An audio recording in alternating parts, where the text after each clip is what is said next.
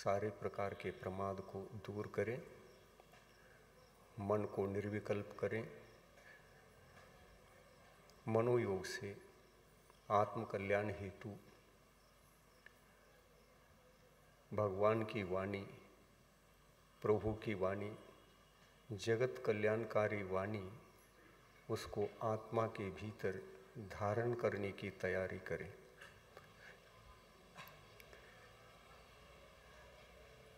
हम उसी वाणी को साकार बना रहे हैं जो 24 तीर्थंकरों ने साकार बनाया था। मैं तो केवल एक माध्यम हूँ जो वहाँ का करंट आपके लिए सप्लाई कर रहा हूँ।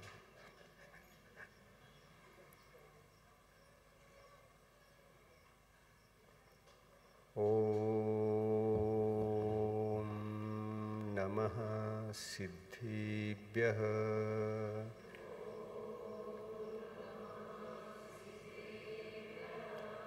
ओम नमः सिद्धिभ्यः।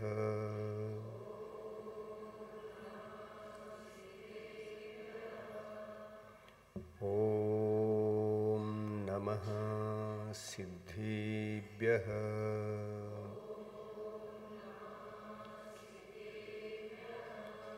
मोक्षमार्गस्य नेतारम्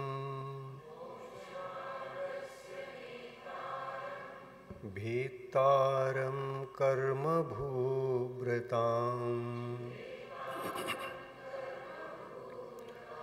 ज्ञातारं विश्वतत्त्वानां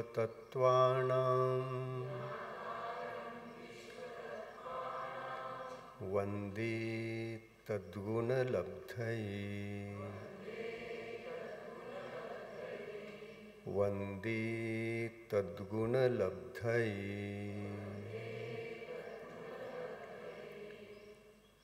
पंच परमिष्टि भगवान की, अहिंसा परमो धर्म की, विश्व कल्याणकारी रत्नत्रय धर्म की, अहिंसा परमो धर्म की, आज की बहुश्रुत भक्ति भावना की, परम पूज्य निर्यापक समन नियम सागर मुनि महाराज की, समस्त आचार्य संघ की।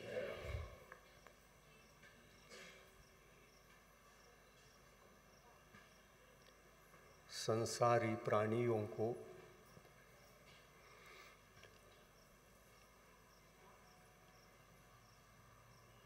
जीवन जीने की यात्रा में जो अनेक प्रकार की समस्याएं खड़ी होती हैं और जहां हम संतोष का, सुख का, समस्या रहित जीवन का अनुभव करने के बजाय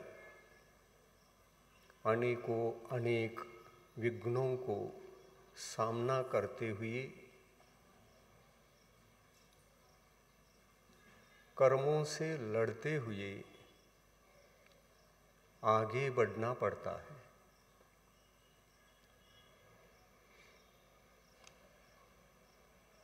सुख के निमित्त भी अपने भीतर हैं और दुख के निमित्त भी अपने भीतर हैं। बाहर कभी भी हम परिकल्पना भी नहीं कर सकते कि हमारे दुख के और सुख के निमित्त बाहर हैं। यदि हम बाहर समझते हैं तो हम अज्ञानी हैं, रहस्य ही पता नहीं।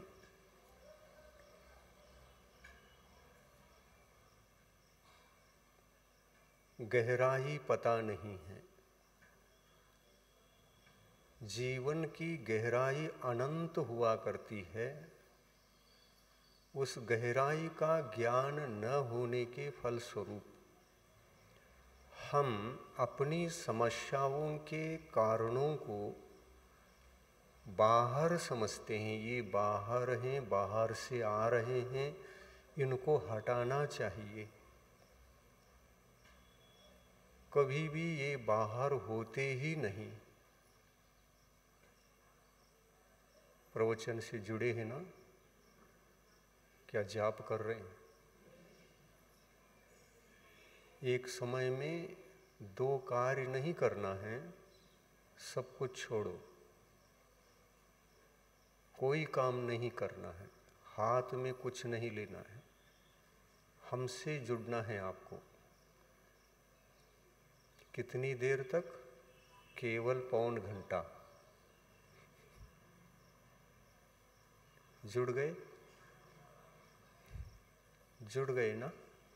हाँ, यदि हाँ तो हम आगे बढ़ते हैं। जीवन जी रहे हैं, लेकिन हमारे जीवन में ये समस्याएं क्यों आती? इसका ज्ञान, इस सत्य का ज्ञान हमको चाहिए कि नहीं चाहिए? तो ठीक से अपने को धारणा बनाना है, अपने पूर्वी धारणा को पलटाना है। पूर्वी धारणा को पलट करके, अलर्ट हो करके प्रति कदम जीवन का जीना है।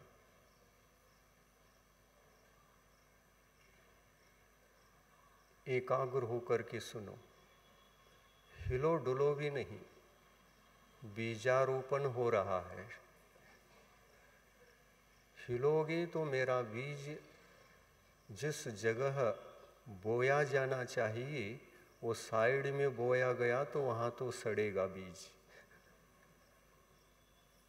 अंतरंग में ऐसे ज्ञान को हमको जगाना है। ज्ञान जगने के बाद आपका जीवन सुख ही सुख। आप सुखमय जीवन को जीते जीते कभी थकेंगे नहीं।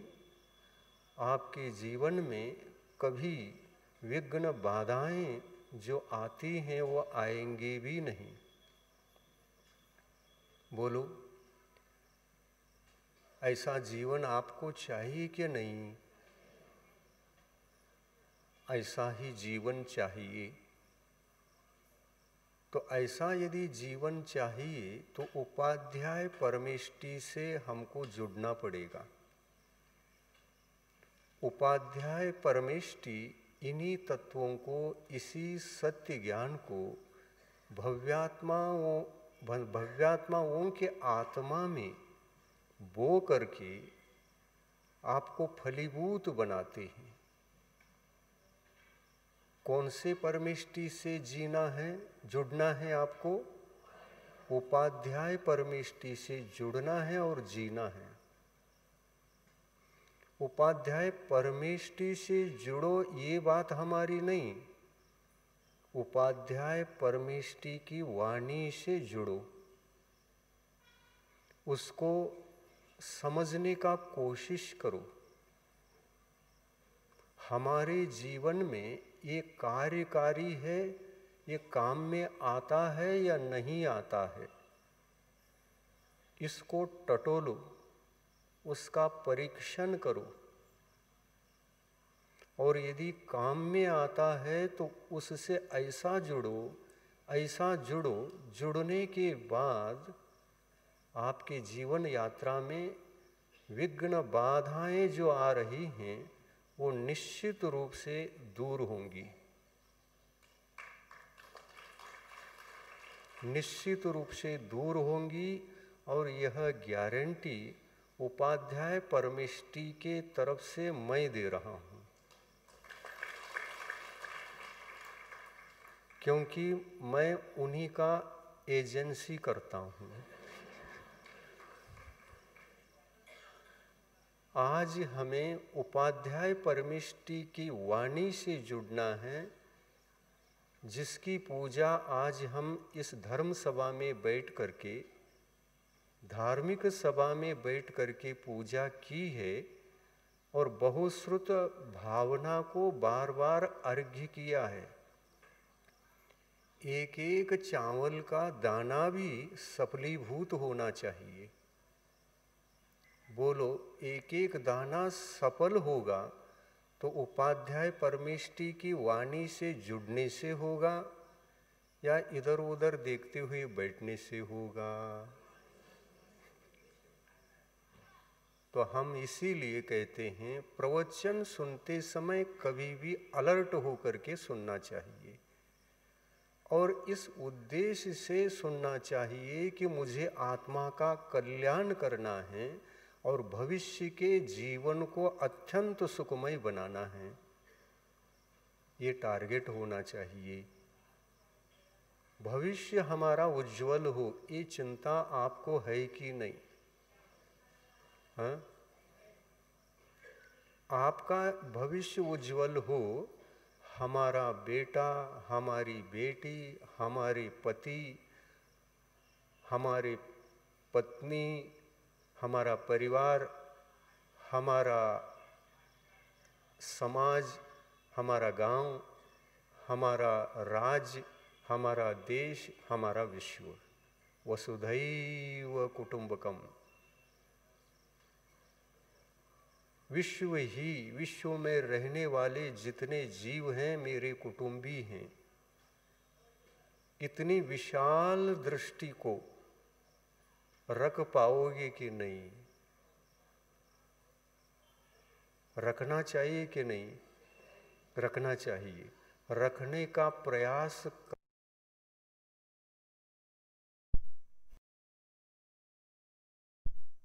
तो ये सूत्र ध्यान रखना है आपको। आपका परिवार केवल 5-6 लोगों का नहीं होता। ये अज्ञान है। आपके परिवार में कितने लोग रहते हैं? यदि ऐसा कोई पूछेगा तो 6 मत बताना। क्या बताना? हमारे परिवार में तो बहुत लोग रहते हैं। कितने लोग रहते हैं हमने गिना नहीं, हमने गिना ही नहीं, ये बताना। और ये बताओगे, आपके मुख से यह निकलेगा तो वह व्यक्ति समझेगा ये क्या अद्भुत बात बता रहे हो। नहीं, मैं सच बता रहा हूँ, ये कोई अद्भुत बात नहीं है, क्योंकि मेरा परिवार छोटा हो ही नहीं सकता। आपको आश्चर्य लग रहा है क्योंकि पहली बार ही मेरे मुख से आप सुन रहे हैं, इसलिए आपको आश्चर्य लग रहा है। परंतु इस तथ्य को मैं सामने रखूंगा तो जो प्रश्न कर रहे हो खड़े होकर मेरे सामने, तुम भी हमारे परिवार के ही निकलोगे। निकलोगे क्या नहीं निकलोगे? निकलोगे। ऐसा मत करो, ऐसा प्रश्न कभी मत करो कि आपका परिवार कितना बड़ा है, कौन कौन से रहते हैं, क्या क्या करते हैं। आपको इससे क्या लेन देन? क्यों पूछ रहे हो? मैं सीमित नहीं हूँ, ये परिचय दो। मैं सीमित नहीं हूँ, मैं असीम हूँ, सबका हूँ और सभी मेरे परिवार के हैं। और मेरे परिवार में रहने वाले आप जैसे किसी को परिवार कितना बड़ा होता है ये पता नहीं रहता है तो सामने वाला अज्ञानी है।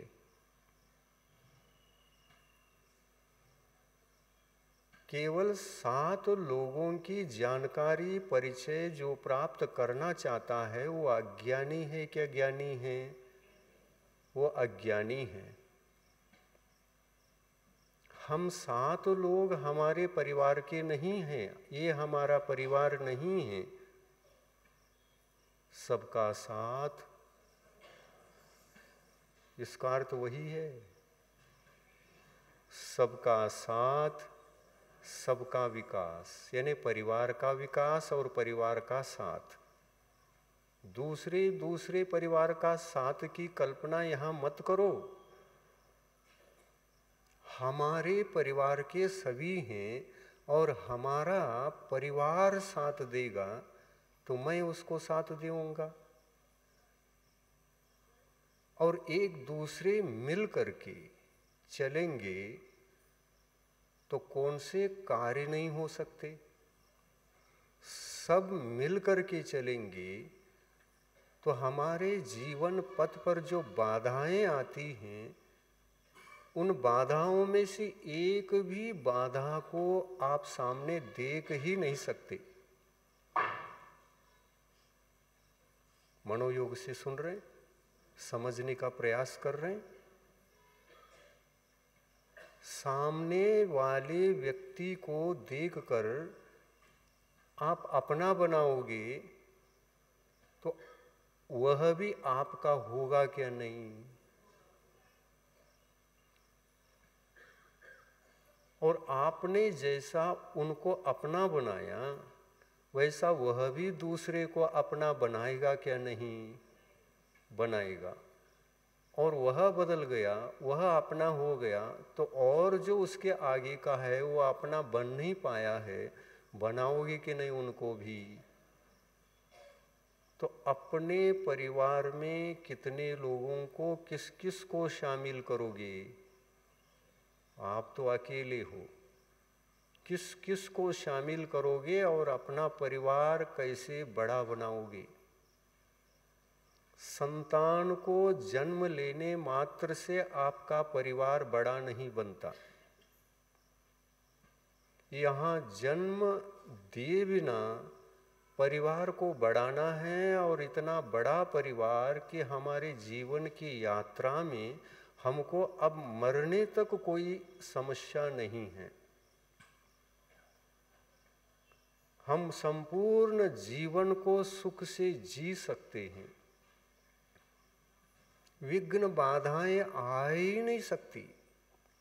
हम स्वर्गीय जीवन जीना चाहे तो हमारे हाथ में है, और नारकीय जीवन जीना चाहे तो भी हमारे हाथ में है।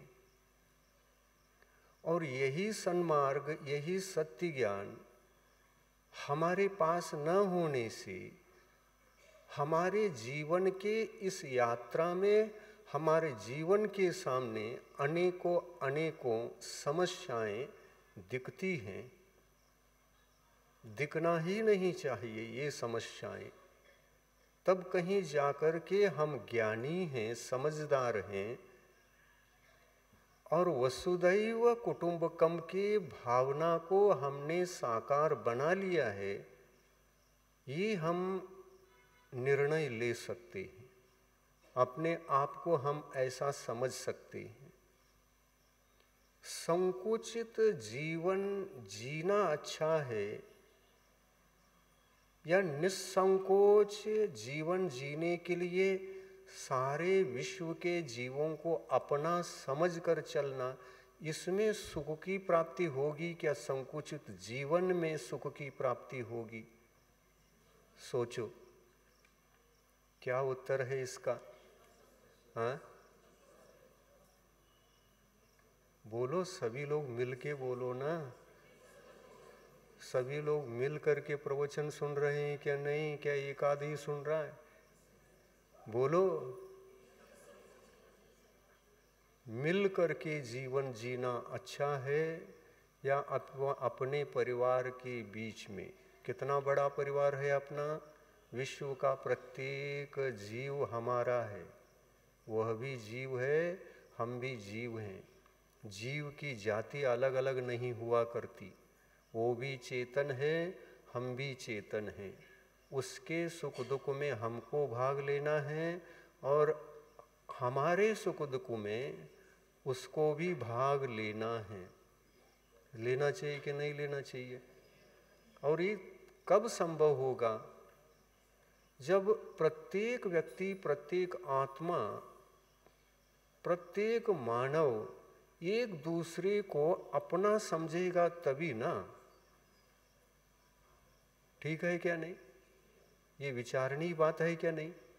और एकदम सत्य है क्या नहीं ये? हाँ,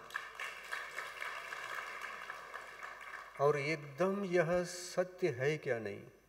है। कोल्हापुर में चातुर्मास क्यों हुआ? ध्यान में आया?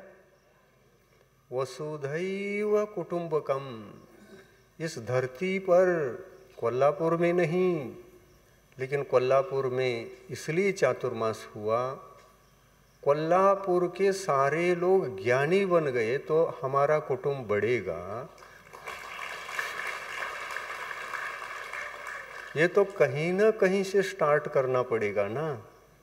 स्टार्ट तो हमने बहुत किया है, बहुत पहले से भी किया है, लेकिन आपके पास संपर्क बहुत कम हुआ था, और विशेष संपर्क हो जाए और ये कुटुंब की संख्या बढ़ जाए, यह भावना भाते हुए, और यह बढ़ाने का तात्पर्य ये नहीं कि देखो हम इतने बड़े परिवार वाले हैं, कषायों को जगाने के लिए नहीं,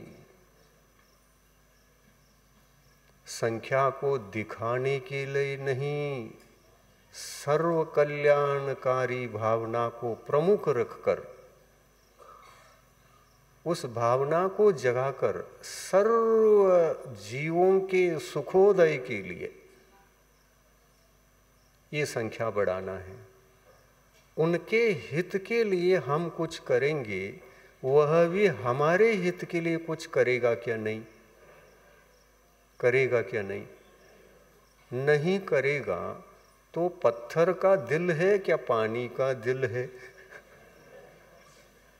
उस पत्थर के दिल को भी पानी बनाने के लिए हम यहाँ आए हैं। पत्थर के दिल को भी पानी बनाना है, तो ये बनाने की शक्ति सामर्थ्य तो सभी के पास होता है। भगवान का यह संदेश है, ऐसे महान कार्य को करने की शक्ति कोई एक साधु संत और भगवान के पास होता है, ये धारणा लेके मत बैठो। ऐसा कार्य मैं भी कर सकता हूँ, भगवान ने बताया है, बताए हुए उन वचनों पर मुझे पूरा विश्वास करना चाहिए।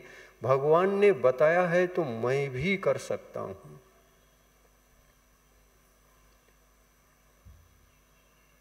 इन भावनाओं को स्वयं में जगाना पड़ेगा क्या नहीं पड़ेगा? मैं भी कर सकता हूँ, इस भावना को जगाना पड़ेगा क्या नहीं पड़ेगा? इसलिए ये धारणाएं हमारी जो गलत धारणाएं होती हैं, उनको दूर करो, उनको भूल जाओ। हमारी धारणा अज्ञान की क्या रहती है? संकुचित धारणा होती है। हम इतने आत्मा में विचार भी नहीं कर सकते कि हम कैसे भी हों और कोई भी हों, किसी परिस्थिति में हों। भगवान कहते हैं कि आत्मा अनंत सद्गुणों का धारक बन सकता है, केवल उसका अज्ञान मात्र अंशों में भी दूर हो जाए। उसका अज्ञान केवल एक अंश में भी दूर हो जाए तो मंगलाचरण होता है, और सुख की बूंद, एक बूंद सर्वप्रथम टपकती है आत्मा में। और एक बूंद भी सत्य ज्ञान का, अमृत का वह बूंद, एक बूंद भी आत्मा के भीतर टपक जाए तो आपका जीवन अगले कदम के लिए प्रशस्त हो जाता है। और ऐसे जीवन को प्रशस्त बनाने के लिए ही हमको कनेक्शन लेना है करंट का। हम एजेंसी करते हैं, करंट सबके घर में फिटिंग करके फ्री में देते हैं। आप जुड़ते क्यों नहीं हो? करंट फ्री, फिटिंग का कोई खर्चा नहीं, सभी सामग्री अपनी, केवल आपको अपने परिवार के सारे विश्व कल्याणकारी बातों को सामने रखकर सबके कल्याण के लिए ये करंट लेना है, घर में नहीं लेना है। घर की बात मैं नहीं समझा रहा, आत्मा में लेना है क्या घर में लेना है? हाँ, आत्मा में लेना है। आत्मा ही आपका घर है और आत्मा के जो अनंत गुण हैं वे आपके जीवन के लिए समस्या रहित सुख है। उन्हीं गुणों को जगाना भी है, पाना भी है और विवेक से अलर्ट होकर के अपने जीवन को जीने का हर कदम हर क्षण कोशिश भी करना है। बोलो ये कार्य करोगी कि नहीं? अपने प्रति करना है। पहले किसको सुधारना है? दुनिया को क्या खुद को?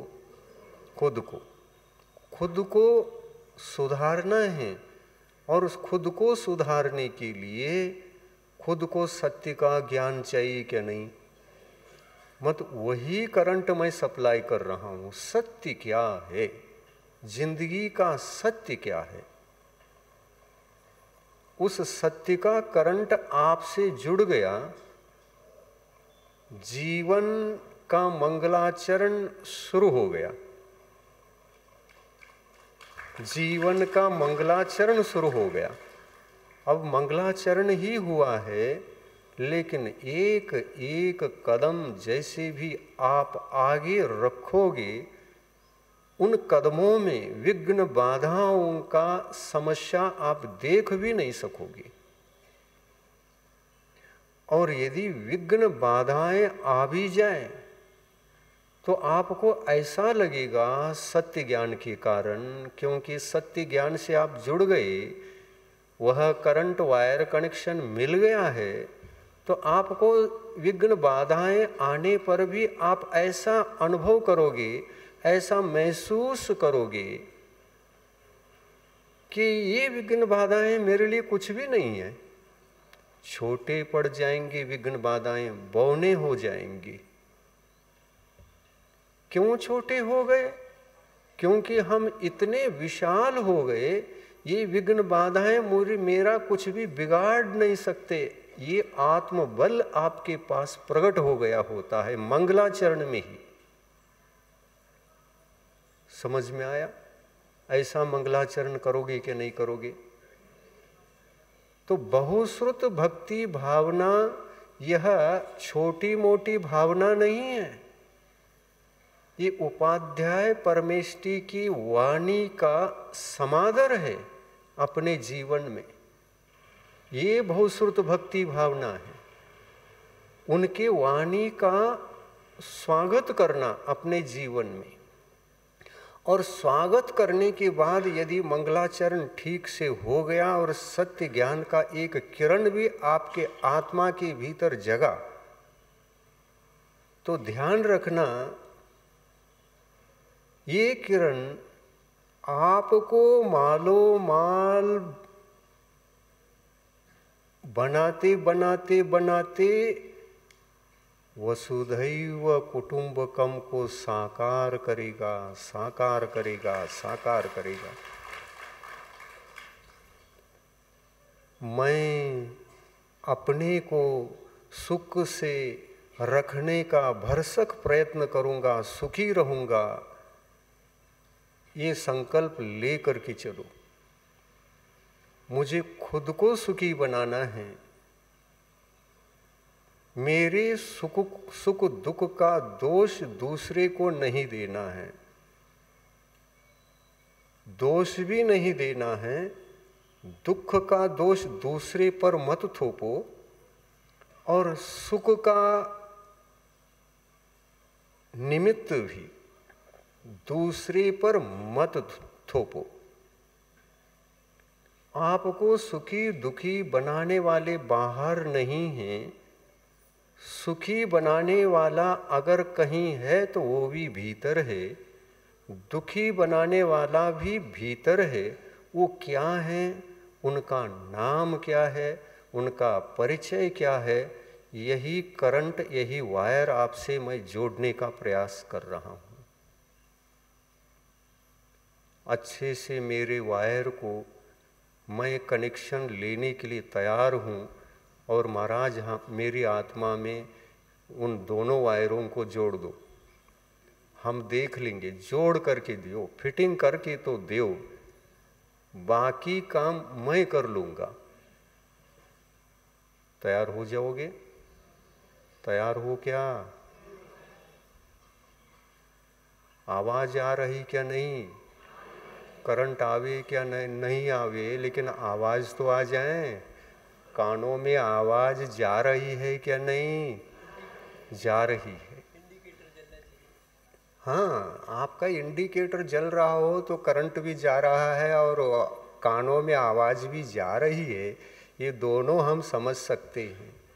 लेकिन आवाज की इंडिकेटर को भी देखना पड़ेगा क्या? नहीं, मुझे आवाज जा रही है क्या? नहीं तो मैं हलो हलो हलो हलो कहता हुआ बैठूंगा।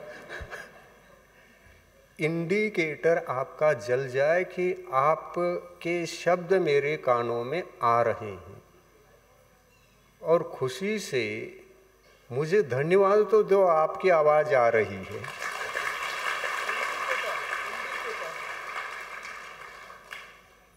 खुशी से धन्यवाद पहुंचाओगी तो आवाज का इंडिकेटर तो चालू है, मैं समझ लूँगा, और इसके बाद मैं उस करंट को आपके यहाँ कनेक्शन दूंगा। देखो, इतना ही आपको ध्यान में रखना है। पहला वायर कनेक्शन देने से पहले आपको अलर्ट कर रहा हूँ। दुनिया में जितने प्राणी हैं, जितने जीव हैं, आप भी हैं उसमें। आप भी इकाई हैं। दुनिया के जीवों की संख्या के बीच में आप इकाई हैं क्या? नहीं। आप भी एक हैं क्या? नहीं। इसको इकाई बोलते हैं। आप भी एक जीव हैं और बहुत सारे जीव हैं। ये तुम्हारे परिवार के है क्या? नहीं है। तुम्हारे परिवार के होने के बावजूद भी वो दुखी दिख रहे हैं, तो उनको दुख पहुंचाने वाला बाहर में कोई परिवार वाला हो सकता है क्या? दुख कौन पहुंचा रहा है, इसकी खोज करो। और इसी खोज के नहीं होने के कारण से हम अज्ञानवश दूसरे को कहते हैं कि तुमने हमको दुखी बनाया, और यह विकल्प तुमने तुमने तुमने तुमने हमने तुमने तुमने हमने ये आगे बढ़ जाता है, और अशांति इसी बीच हो जाती है। तुमने हमने हमने तुमने, इसमें समय चला जाता है और आत्मा का पतन होता है। तुमने कहना या हमने कहना, ये दोनों को छोड़कर चलोगे तब कहीं जाकर ये दूसरा इंडिकेटर लगा है क्या नहीं, इसका निर्णय हो पाएगा। जब आप दूसरे को दोष देना छोड़ दोगे ना, तब ज्ञानी माने जाओगे और भीतर का दूसरा इंडिकेटर जलेगा। तब हम कह सकते हैं कि आवाज का भी इंडिकेटर जल रहा है और इसका भी इंडिकेटर जल रहा है, तो बराबर हमारा करंट का सप्लाई हो रहा है और सदुपयोग हो रहा है। 1 घंटे तक मैं प्रवचन करूं और समय का दुरुपयोग करूं क्या? नहीं। इसलिए मैं हर वक्त सावधान रहता हूं। प्रवचन शुरू होने से पहले ही मन वचन काया को अलर्ट बनाओ। ये क्यों कहता मैं? क्योंकि एक भी सेकंड मेरे तरफ से निकला हुआ वचन व्यर्थ नहीं जाना चाहिए, व्यर्थ नहीं जाना चाहिए। व्यर्थ जाएगा, मुझे अफसोस होगा ये व्यर्थ क्यों गया। और पहले व्यर्थ जाने देना और बाद में अफसोस करना, ये तो ठीक नहीं है ना। मैं इतना सावधान रहता हूँ। हमारा परिचय मिल गया आपको? यही हमारा परिचय है और यही हमारा प्रवचन है, और इसी के माध्यम से जीते जीते जीते स्वयं के समय को, स्वयं के समय को भी सदुपयोग करना है, और दूसरे को जो समय देना पड़ता है, दे भी रहे हैं, उसका भी सदुपयोग करने का हमारा टारगेट होता है। और इस टारगेट की पूर्ति के लिए अलर्ट करके ही प्रवचन शुरू करना पड़ता है। मैं ठीक कर रहा हूँ कि नहीं कर रहा हूँ? आप सोए हुए रहते हैं क्या प्रवचन के टाइम में? आप यदि इधर जुड़े हुए नहीं हैं वाणी से, तो हमारा समय बर्बाद हो रहा है क्या? नहीं हो रहा है। मैं ऐसा नहीं चाहता। मैं ये चाहता कि आपके जीवन जीने के लिए जो सत्य ज्ञान चाहिए, वो सत्य ज्ञान मिल चुका है, ये सुनना चाहता हूँ। आप अपने जीवन जीने के लिए जो सत्य ज्ञान, सत्य करंट चाहिए, और वो भगवान का है, उपाध्याय परमेष्टि का है, और हमने आप तक भेज दिया, और इंडिकेटर जलने लग जाए, तो ये एजेंट भी प्रसन्न होगा क्या? नहीं। इंडिकेटर जल रहा है तो हमको बहुत बड़ी खुशी होती है, क्योंकि एक ही दिन के प्रवचन में वह सत्य का एक बूंद मंगलाचरण के रूप में टपक गया, तो बाकी बूंदे तो आप ही टपका लोगे निरंतर। एक बार कनेक्शन हो गया, कनेक्शन का कार्य बार बार करना पड़ेगा क्या? नहीं, करंट का कनेक्शन एक ही बार होता है। एक बार कनेक्शन सबसे मिल गया तो सब जगह प्रकाश में जीने का अवसर अपने अपने घर में अवसर रहेगा। ये ऐसा हमारा भविष्य हो सकता है क्या? नहीं। तो आपके लिए हम निमंत्रण देते हैं, अपने जिंदगी को संपूर्ण सुखमय बनाने के लिए इस सत्य ज्ञान का करंट कनेक्शन, जो भगवान की कंपनी का करंट है, वहाँ से आता है। ये बिजली का प्रोडक्शन कहाँ से आ रहा है? ये सत्य ज्ञान मूल में किसने दिया? भगवान ने दिया। ये उस कंपनी का करंट है, और आपको एक भी पैसा का खर्चा नहीं है। भगवान कभी इसको बेचते नहीं है। भगवान के दिल में कितनी दया, कितनी करुणा है, देखिए। उन्होंने दिव्य ध्वनि खिराई, लेकिन आपसे प्रत्युपकार के रूप में आप क्या दोगे ये नहीं पूछा क्या? 24 तीर्थंकरों ने पूछा क्या? आपसे प्रत्युपकार के रूप में, दक्षिणा के रूप में कुछ पूछा क्या? नहीं। भगवान कहते हैं, मैं किस किस से दक्षिणा लूं, और जो आप दक्षिणा देंगे हम कहाँ रखेंगे? हमारे घर में जगह नहीं है। इस गिफ्ट को रखने के लिए मेरे घर में जगह नहीं है। भगवान के घर में जगह नहीं है। भगवान का घर का मतलब भगवान का कोई बाहरी घर नहीं होता। बाहरी घर, भारी घर कहते ही वही दिखता है ना आपको। इसलिए हम वो घर नहीं है। भगवान का घर तो भगवान की आत्मा है, और आत्मरूपी घर में अनंत गुणों को उन्होंने भर दिया। अब आपके तरफ से देने वाला जो गुण है, या धन्यवाद है, या सर्टिफिकेट है, या गिफ्ट है, वो या मॉडल है, तो भगवान कहाँ रखेंगे तुम्हारे मॉडल को? आपकी तरफ से एक सद्गुण भी दे रहे हैं, दे नहीं सकते, लेकिन एक सद्गुण को भी देने का कोशिश करोगे तो उसके लिए भी भगवान की आत्मा में जगह नहीं है। क्या जगह है? भगवान आपके पास तो सम्यक ज्ञान बहुत बड़ा है, लेकिन हमारे पास छोटा है। उस छोटे सम्यक ज्ञान में से हम कुछ टुकड़ा दक्षिणा के रूप में, जैसे अतिथि समविवाह करते हैं ना, भोजन तो अपने लिए बनाते हैं। अतिथि समविवाह का अर्थ देखिए कितना गहरा है। आप भोजन कराते हैं दिगंबर मुनियों को, कैसे कराना चाहिए ये भी ज्ञान नहीं है। अतिथि समविभाग के रूप में कराना चाहिए, उसको छोड़कर नहीं कराना चाहिए। अतिथि समविभाग के रूप में करना चाहिए। महाराज ये क्या है, समझ में नहीं आया। अतिथि समविभाग, अतिथि समविभाग का अर्थ होता है जो आपके लिए भोजन पक गया है, तैयार हो चुका है।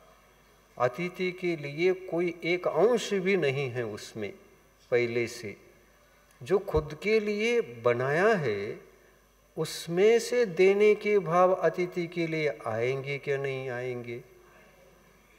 और ये नहीं आएंगे तो आप दाता नहीं कहला सकेंगे,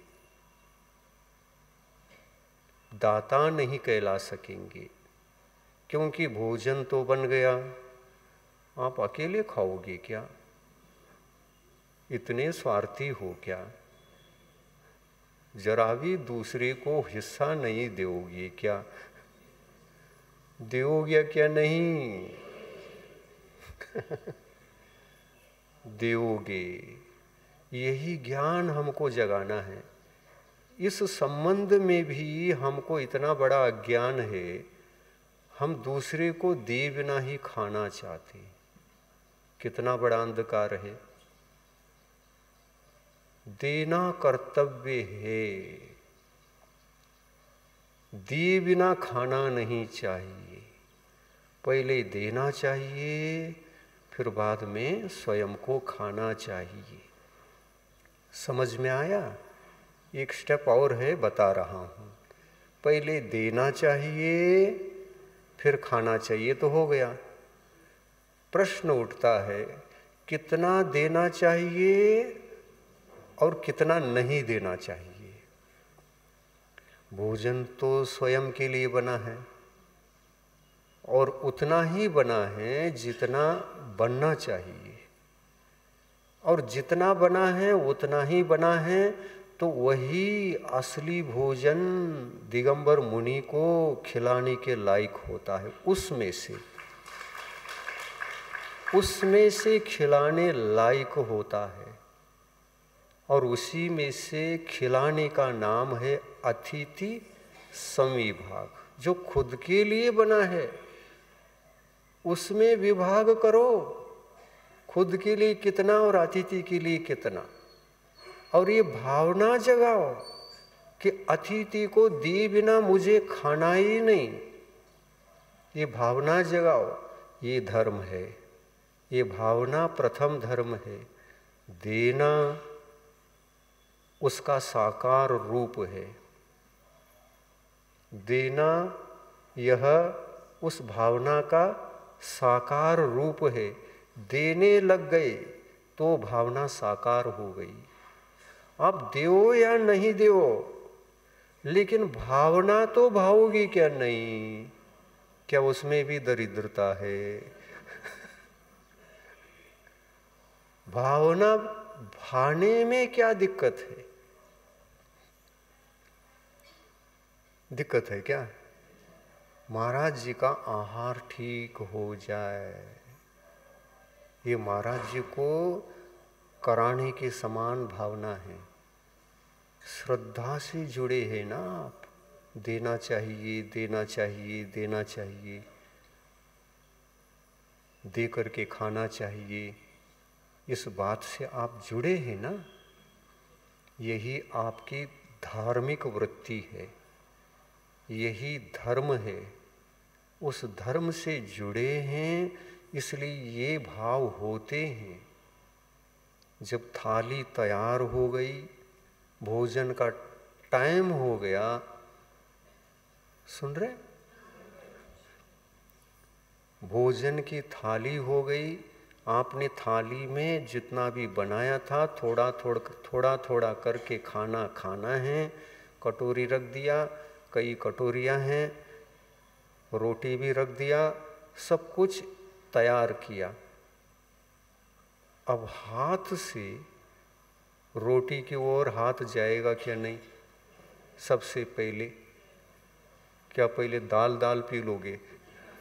नहीं, दाल के साथ ही रोटी खाना है, दाल के साथ ही हर चीज़ को, सब्जी को इत्यादि को उस पर रख करके, थोड़ा दाल भी रख करके अच्छी तरह से खाना। सबसे पहले हाथ किस ओर बढ़ता है?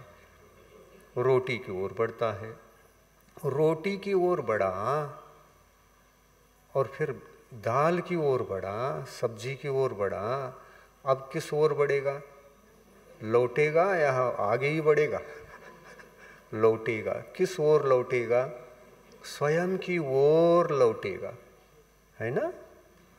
क्योंकि भूख मिटाना है, जीवन जीना है। खा करके खुद को भी भूख रहित बनाना है, वेदना रहित बनाना है। खा करके भूख की वेदना को मिटाना है। और ऐसा काम क्यों करना है? मुझे जीवन में जीते जीते जीते जीते खुद को भी जीना है, लेकिन दूसरी को भी जीने का मौका देना है, परिस्थिति निर्माण करना है। मैं जैसा सुख का जीवन जीने लग गया, दूसरा भी जिए, ये काम करना है। तो ये काम करना है तो दूसरा कोई भोजन नहीं कर पाया है, वो आपका परिवार का है कि नहीं? आप पूछोगे नहीं कि आपका भोजन हुआ कि नहीं हुआ? नहीं पूछोगे।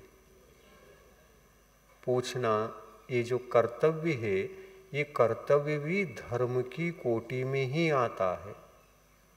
आप धर्मात्मा है या नहीं, इसका परिचय कर्तव्य में मिलता है, कर्तव्य के कार्य में मिलता है। तो यह कर्तव्य है कि आप भोजन तो कर लिया ना, आपके परिसर में रहने वाले परिवार के लोगों से पूछो, आपने भोजन कर लिया ना? ऐसा पूछोगे कि नहीं पूछोगे? क्या पहले खाकर फिर बाद में पूछोगे? पूछना प्रथम कर्तव्य होता है। पूछना प्रथम कर्तव्य होता है। द्वितीय कर्तव्य ये है कि उनको खिलाना भी आपका कर्तव्य है। खिला सको तो खिलाओ। भोजन समाप्त हो गया है तो ये बता दो भोजन खत्म हो गया है, थोड़ा 2 मिनट रुको, आपके लिए हम ला के देंगे। कितना भी ला कर के दो, एक ही दाना पकाओ और उसको भी ला कर के दोगे तो वह भी धर्म की कोटि में आता है। एक दाना भी कर्तव्य और धर्म को लक्ष्य में रखकर ये करोगे, एक दाना भी पका करके दोगे, उसके लिए भी उतना ही पुण्य, उतना ही फल, अनाप शनाप। एक दाना देने वाला व्यक्ति भी चक्रवर्ती पद को पा सकता है। धर्म में वह शक्ति है, कर्तव्य में वह शक्ति है, विवेक में वह शक्ति है। और इस सत्य ज्ञान का जीवन जो जी रहा है वो तो कहने की जरूरत ही नहीं। वो चक्रवर्ती भी बनेगा, तीर्थंकर भी बनेगा, फिर बाद में मोक्ष जाएगा। उसकी धर्म की जड़ें, ज्ञान की जड़ें उसके जीवन में कहाँ तक गहराई में पहुँच गई है। देखिए, जड़ें इतनी गहराई में गई है, धर्म और कर्तव्य की जड़ें इतने गहराई में गई हैं, जहाँ पानी है जमीन में उस पानी को खींच करके ला रही हैं वो जड़ें, तो पेड़ सूखेगा क्या? ऊपर से अकाल पड़ जाए 10 साल का, तो भी वह पेड़ बहुत गहराई तक उसकी जड़ें गई हैं और पानी से जुड़ी हुई वो जड़ें हैं, तो पेड़ सूखेगा। 10 साल पानी नहीं गिरा तो हरा भरा रहेगा कि नहीं रहेगा? धर्म की जड़ें, सत्य ज्ञान की जड़ें कहाँ तक जाना चाहिए? तो आत्मा के उस गहराई तक जाना चाहिए जिस गहराई से जुड़ी हुई जड़ें किसी भी काल में हमारे जीवन का यह सफलतापूर्ण जीने वाला वह वृक्ष कभी भी एक पत्ता भी सूख न सके। धर्म से जुड़ो तो ऐसे जुड़ो उसकी जड़ें गहराई तक पहुंच जाए, ऐसे धर्म से जुड़ो। तो ऐसे जुड़ने के पश्चात ये कुछ उपदेश की फिर जरूरत ही नहीं है। हर एक व्यक्ति विश्व का उस गहराई से, उस सत्य ज्ञान की गहराई से जुड़ गया तो सारे लोग अपने कुटुंब के सारे ज्ञानी माने जाएंगे, सभी समझदार माने जाएंगे। और सभी समझदार हैं, सभी ज्ञानी हैं, एक दूसरे के सुख दुख को देख सकते हैं, दुख को दूर कर सकते हैं और सुख से जी सकते हैं। तो व्यक्ति इस धरती पर कभी भी भयभीत होकर के जीने वाला एक भी नहीं मिलेगा, एक भी नहीं मिलेगा। भयभीत होकर जीने वाला व्यक्ति एक भी नहीं मिलेगा, क्योंकि कर्तव्य का कार्य सभी कर रहे हैं और एक दाना पकाकर खिलाने का वह दान का कार्य भी सभी कर रहे हैं। तो आप कितने दाने खाने वाले हो? सामने वाले चावल के कितने दानों को खाते हो पका हुआ? उसकी अब लिमिटेशन है क्या? नहीं। तो सारे आपके कुटुंबी लोग सामने बैठ करके मेरा एक दाना ले लो, मेरा एक दाना ले लो, मेरा कितना खाने वाला है वो? अरे बच जाएगा अतिथि की थाली में। तो इस तरह के अतिथि समविभाग को करने के लिए आपको तैयार होना है। होगे? तैयार हो जाओगे? हाँ, आप खाने से पहले थाली तो बन गई, अब हाथ रोटी की ओर बढ़ा, फिर दाल की ओर बढ़ा, फिर सब्जी की ओर बढ़ा। आगे पीछे करके आप कौन सा पहले किधर क्या लेंगे भरोसा नहीं, लेकिन बढ़ा तो सही सबकी ओर। इसका भी थोड़ा टेस्ट चाहिए, इसका भी चाहिए, इसका भी चाहिए, तभी तो मज़ा है। पहले ग्रास में ही मज़ा लेना चाहोगे कि नहीं? मज़ा लेोगे ना। तो सभी चीज़ें उस पर रखते हो, रख करके वापस जब हाथ लौटता है मुंह की ओर, कौन याद आना चाहिए? अतिथि याद आना चाहिए। भूल गए थे अतिथि को, भूल गए थे अतिथि को, और हाथ के लौटते समय हम सजग हो गए, भूल हो गई। पहले से ही सजग होना चाहिए था, भूल हो गई। भूल के कारण अनादिकालन अज्ञान के संस्कार यही तो है ना, वो अज्ञान हमको भुला देता है। वो संस्कार पूर्व के गलत संस्कार वे हमको भुला देते हैं। तो हाथ की क्या गलती? हाथ आगे भी बढ़ा और वापस भी आ रहा है मुंह की ओर। तो हाथ की गलती नहीं, हमारी अज्ञान की गलती है। हम भूल गए, अज्ञान के कारण से भूल गए। ये ज्ञान की गलती हो सकती है क्या? ये ज्ञान की गलती है क्या? नहीं। अगर हम ज्ञानी होते तो ये गलती ही ना होता। अज्ञान था इसलिए हम भूल गए। इस अज्ञान को विसर्जित करना है आप सबको। ऐसा अज्ञान नहीं होना चाहिए, एक दिन भी ये अज्ञान आपको स्पर्श भी नहीं करना चाहिए।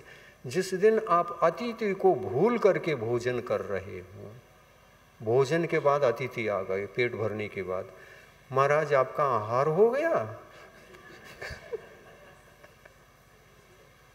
ऐसी गलती करोगी क्या?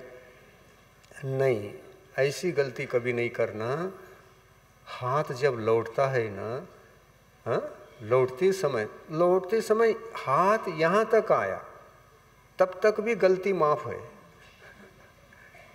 तब तक भी आपकी गलती माफ हो सकती है, लेकिन खाने के बाद तो माफ नहीं हो सकती। अगर याद नहीं किया है तो दो या नहीं दो, लेकिन याद नहीं किया है तो आप बड़े अपराधी हैं धर्म के क्षेत्र में। आप वसुधैव कुटुंबकम के भावना को भाते हैं और कुटुंबी लोगों को ही भूलकर आप भोजन कर रहे हैं। आपने नहीं पूछा, प्रत्येक जीव को पूछने की जरूरत है।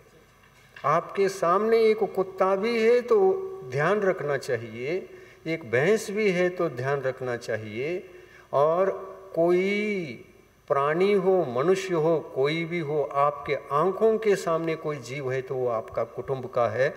पहले पूछना कर्तव्य है, पूछा करो। पूछने में कोई पैसा लगता है क्या? पूछने के लिए भी कोई एक आध दाना आवश्यक है क्या?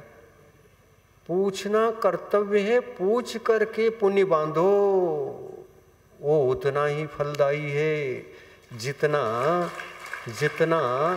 देने पर, एक दाना देने पर जो पुण्य लगता है वही पुण्य पूछने पर भी लगता है, क्योंकि धर्म की जड़ें वहाँ तक पहुँची हुई हैं। इसमें भी वही पुण्य है, वही फल है। और वह वृक्ष इतने सूक्ष्म जड़ों में भी वृक्ष की जड़ें हो गई हैं, तो एक छोटा सा जड़ भी पूरे वृक्ष को हरा भरा रख सकता है। उसमें ताकत होती है, उस सूक्ष्म जड़ में भी वह ताकत है। कहीं ना कहीं उस वृक्ष को वह हरा भरा रखेगा ही रखेगा। दान की गहराई ये है, दान की गहराई ये है। अतिथि को अपने भोजन में से कुछ देना, ये अतिथि संविभाग है। अतिथि के लिए निर्माण करके खिलाना, ये अतिथि संविभाग नहीं है। समझो इस तथ्य को। अब भोजन करते समय क्या करोगे? याद करोगे अतिथि को? याद तो करो ना, देव या न देव, याद तो करो ना अतिथि को। सतपात्र 3 होते हैं, ध्यान रखना। सतपात्र 3 होते हैं। सम्यक दृष्टि, जिनने सम्यक दर्शन धारण किया है वो ज्ञानी तो बन गया ना। अज्ञानी जो है वो ज्ञान के पक्ष वाला नहीं है, धर्म के पक्ष वाला नहीं है। जो सम्यक दृष्टि है वो धर्म का पक्ष वाला। और जिनको सम्यक दर्शन मालूम नहीं है, अभी उस संबंध में बहुत अज्ञान है, तो अज्ञान पक्ष वाला अधर्म के पक्ष वाला है। बोलो, वो अधर्म का पक्ष है क्या धर्म का पक्ष है? अज्ञान जहाँ होता है, सम्यक दर्शन क्या है मालूम नहीं है, तो वो अज्ञान है कि नहीं? आत्म कल्याण का कारण सम्यक दर्शन है, यही पता नहीं है, तो कौन सा पक्ष हो गया? अज्ञान का पक्ष। इस अज्ञान के पक्ष में रहने वाले जीवों पर भी हमें दया करना है, उपकार करना है, क्योंकि वह भी हमारे ही परिवार का है। ज्ञान नहीं हो तो ज्ञान देना। किसको ज्ञान दे रहे हो? अपने परिवार में से अपने परिवार वाले को ज्ञान दे रहे हो या दूसरा कोई परिवार है? नहीं, दूसरा परिवार हमारे सामने है ही नहीं। पर परिवार कहना ये शब्द भी हमारे डायरी में नहीं है, हमारे लिस्ट में नहीं है। हमारे लिस्ट में परिवार नामक शब्द भी नहीं है। हमारे डिक्शनरी में मिलेगा ही नहीं। ऐसा जीवन संपूर्ण जीवन होता है ये, ऐसा जीवन जीने का नाम है सत्य ज्ञान, सत्य ज्ञान, सत्य ज्ञान, सत्य ज्ञान।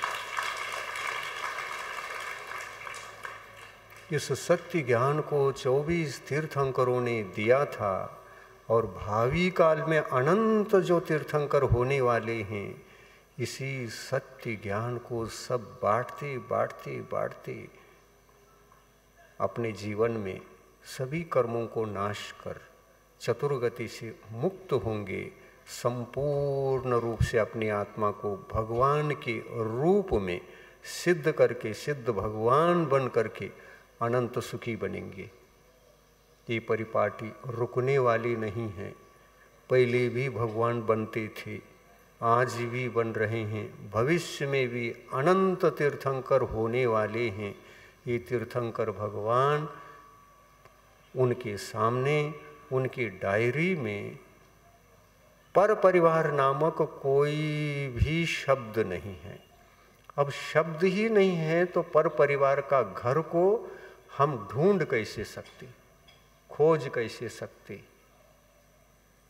जीव जगत मात्र हमारा है, कोई भी हमारा शत्रु नहीं, मित्र नहीं।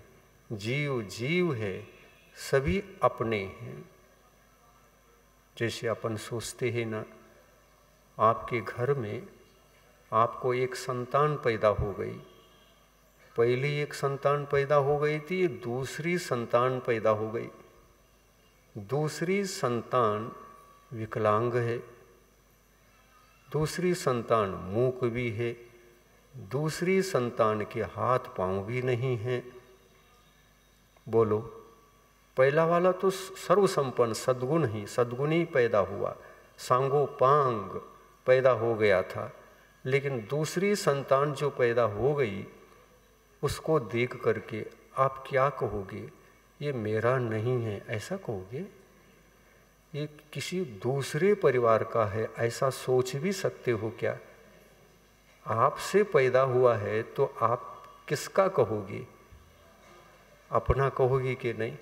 क्या दूसरे का कहोगे? दूसरे का यहाँ कुछ होता ही नहीं, दूसरा परिवार भी नहीं और दूसरा जीव भी नहीं। सभी जीव अपने ही होते हैं, सभी जीव अपने होते हैं। और ये ज्ञान सत्य ज्ञान है। इसी धारणा से अपने को जीना चाहिए। ये धार्मिक ज्ञान है, ये धार्मिक ज्ञान है और धर्म की अंतिम जड़ है। ये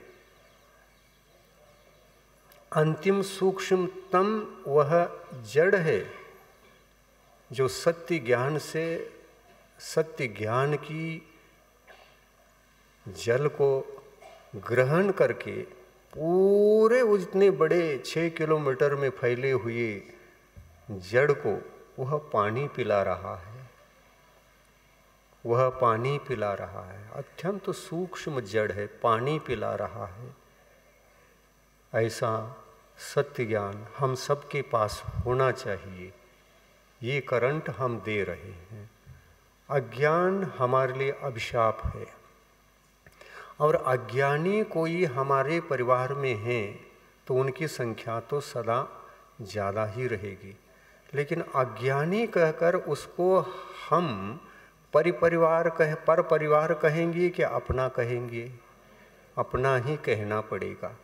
विकलांग पैदा हुआ हो तो भी अपना, सांगोपांग पैदा हुआ हो तो भी अपना। विकलांग पैदा होने से ही आपको सबसे बड़ा सौभाग्य की बात ये होगी कि उसके ऊपर भी विशेष उपकार करने के भाव जगेंगे और विशेष सेवा का मौका मिलेगा। नहीं तो पुण्य आप किधर से कमाओगे? दुनिया में कोई विकलांग है, इसलिए तो आपके धर्म की गाड़ी फास्ट चल रही है, कमाई भी फास्ट हो रही है। किसी एक विकलांग को आपने साधन दे दिया तो कितना बड़ा धर्म है। कितना बड़ा सुख का कारण है वो, वह भी सुखी बना और हम भी सुखी। अपने पुण्य के उदय से मिले हुए इस भोजन में से ही एक दाना उसको भी दे दिया, ठीक हो गया, हमारा दाना भी उसमें लग गया, वो स्वस्थ हो गया, ठीक हो गया। ऐसे इतने सारे अनंत जीव हमारे कुटुंब के हैं और इस सत्य ज्ञान को धारण करके एक दूसरे का उपकार हम करने लग जाएं तो इस दुनिया में किस सुख को भोगने से हम वंचित रहेंगे? किस सुख को भोगने से हम वंचित रहेंगे? सारे सुख सदा तुम्हारे सामने रहेंगे, उन सुखों को भोग भी नहीं पाओगे। इतने सुख के दिन रहेंगे, समय रहेगा, लोग रहेंगे, आप दुख को देख ही नहीं सकोगे। विकलांग भी हुए हो तो आप ये नहीं समझोगे कि मैं विकलांग हूँ। कहाँ हूँ विकलांग? इस विकलांगपने को भी दूर करने वाले ये सामने लोग खड़े हैं, तो मेरे लिए प्लास्टिक के 2 पैर दे दिया, मेरे जीवन के सारे कार्य चलना शुरू हो गया, प्रारंभ हो गया। अब क्या मैं दुखी हूँ? पैदल चल करके मैं सर्विस के लिए जा सकता हूँ, कुछ भी कर सकता हूँ। ऐसा जीवन उसका बनने के लिए हमको सबको मिल करके करने का कर्तव्य है क्या नहीं है? कितना करना? आपका सब कुछ नहीं देना। उस विकलांगपने को दूर करने के लिए भी एक ही दाना उठा करके देना है, एक ही रुपया आपका उसमें लग जाए। इसका एक लग गया, इसका एक लग गया, इसका एक लग गया। 5 लाख लोग अगर 1-1 रुपये देंगे तो उस सुख में आ जाएगा क्या नहीं? दौड़ेगा क्या नहीं? वो दौड़ेगा। ये भावना रखना, अपना ही परिवार का वह जीव है और उसको सुखी बनाना है। मेरे से जितना बनता है उतना ही बनाना है। ये शक्ति तस त्याग और शक्ति तस दान, दान की भावना है। दान भी शक्ति के अनुसार होता है कि नहीं होता? कल एक प्रवचन होना चाहिए था, नहीं हो पाया। क्यों? हम और आपने, परिवार वालों ने ही किसी को धोखाधड़ी दी होगी अज्ञान अवस्था में, किसी के साथ धोखाधड़ी का काम किया होगा। उस समय में बंधा हुआ अंतराय कर्म, निसर्ग कहता है कोई भी आपको विघ्न करने वाला आदमी अगर नहीं है तो तुम्हारे किए हुए कर्म का फल मैं भी आकर के तुमको उसका रूप दिखा सकता हूँ, और दिखाने के लिए स्वयं नहीं आता। हमारा पाप कर्म ऐसा समय आकर के उपस्थित करा देता है, ऐसे विघ्न बाधाओं को ला करके खड़ा कर देता है। ये हमारा पाप कर्म करता है, या वर्षा जो हो गई कल वो कर रहा था, पाप कर्म कर रहा था। 1 घंटे रुक कर बाद में भी आ सकता था ना।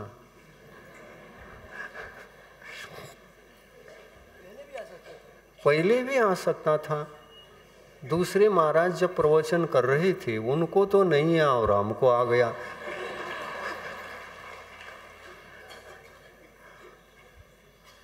तो ऐसी भी घटना इतिहास में घटी होगी जब उस वक्त आप सभी के विघ्न बाधाओं को दूर किया होगा, इसलिए पानी उस समय नहीं आया। महाराज ने भी ऐसा नहीं किया था और आपने भी ऐसा नहीं किया था, और 1 घंटे के बाद हमने भी किया होगा और आपने भी किया होगा।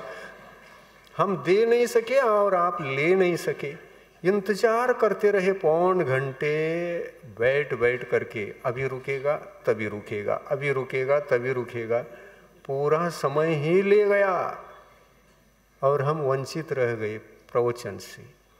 कल का दिन था, त्याग और दान में क्या फर्क होता है ये समझना था।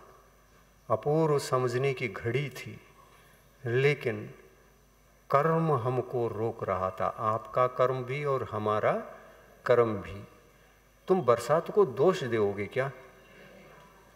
कौन रुक रहा था? कौन रोक रहा था? हमारा कर्म ही रोक रहा था, आपका कर्म रोक रहा था। हमारा आपके बीच का जो कर्म है उसका निमित्त बना करके वो वर्षा हो रही थी।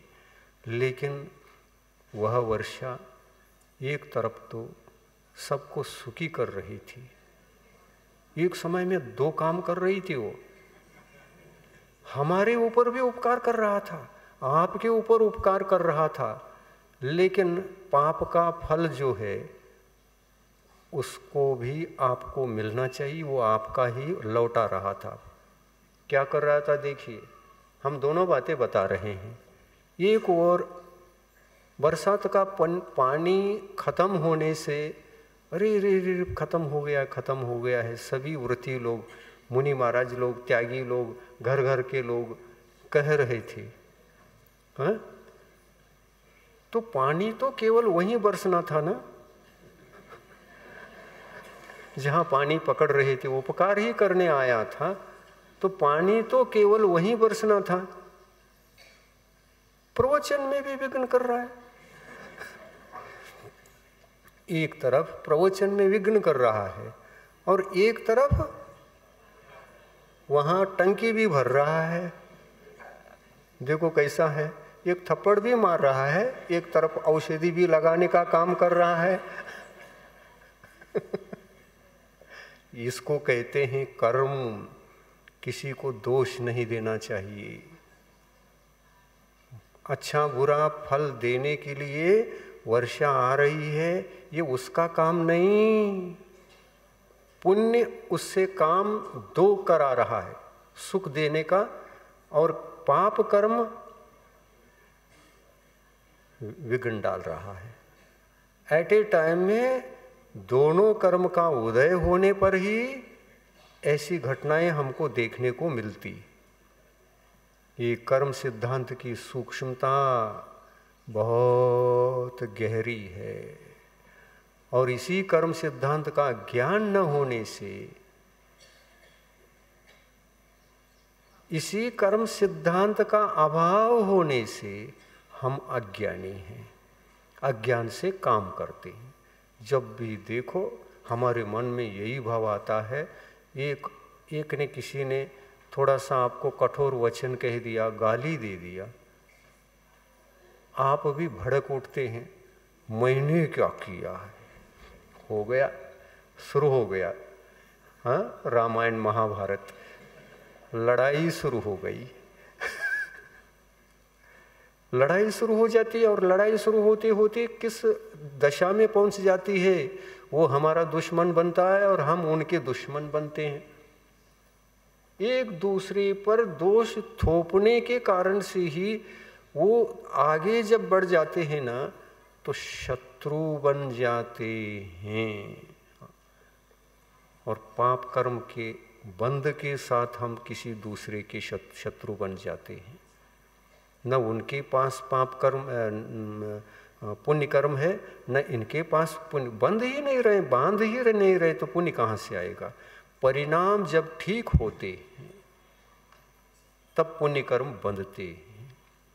सामने वाले के भाव भी वसुधैव कुटुंबकम कह करके वह हमारे दोषों को देखकर दया कर रहा है, तो शत्रुता बनेगी, कल के दिन शत्रुता बनेगी क्या मित्रता बनेगी?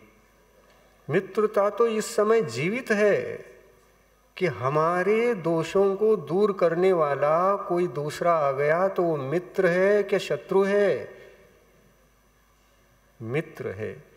यदि दोषों को दूर करने के लिए आया है तो अपने को खुश होना चाहिए, और ऐसे लोग ही बहुत आते हैं, आप सबके लिए भी और हमारे लिए भी। एक संत के सामने भी छोटे छोटे दोष को बताने वाले आते हैं, उस समय हम इतने खुशी होते हैं, हम खुश होते हैं कि हमारा बहुत बड़ा मित्र कोई आया है और हमको दोष देखा होगा उन्होंने, ठीक करने के लिए आया है। वो मेरे ये सारे विश्व के कुटुंब में से ये व्यक्ति सर्वोपरि है, पहला नंबर इसी का है। उनको हम बुलाते हैं, बताओ बताओ हमारे क्या दोष है। उनको हम निमंत्रण देते हैं, बुलाते हैं, बताओ हमारे दोषों को जल्दी बताओ, नहीं तो टाइम खर्च हो जाएगा, तो उतना टाइम में हम अपराधी रहेंगे।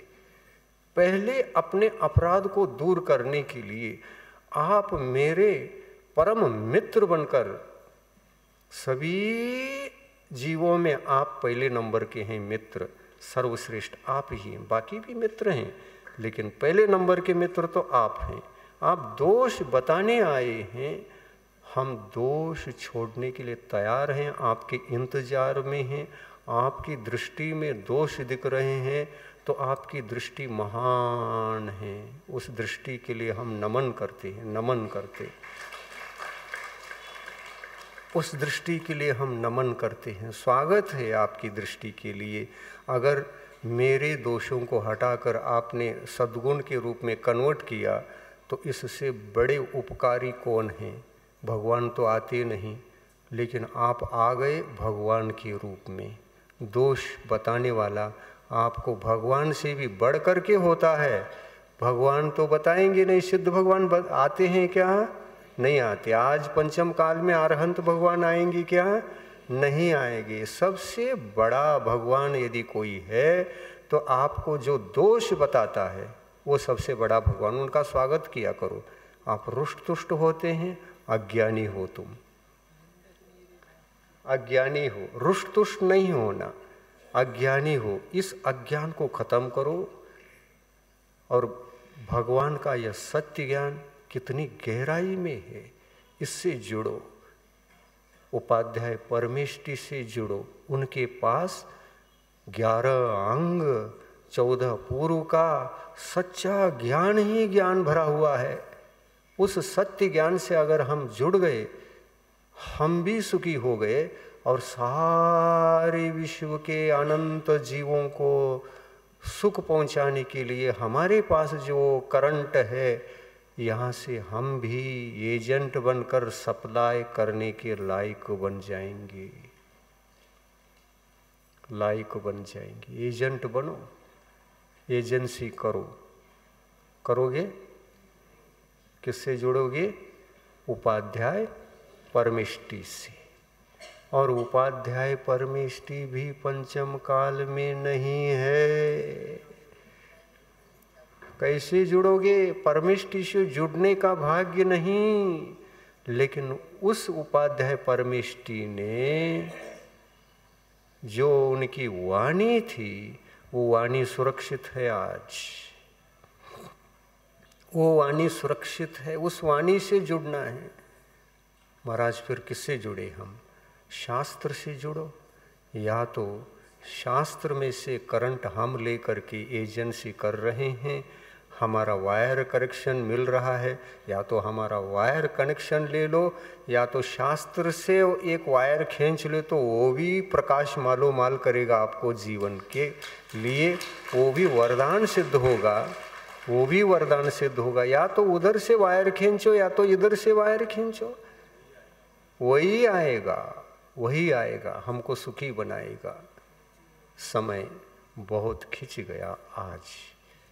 यह बहुश्रुत भावना का अद्भुत प्रवचन सुन करके यदि कोई अपने जीवन में करंट ले लेगा तो उसकी जिंदगी में कभी अंधकार नहीं आएगा, ये निश्चित है।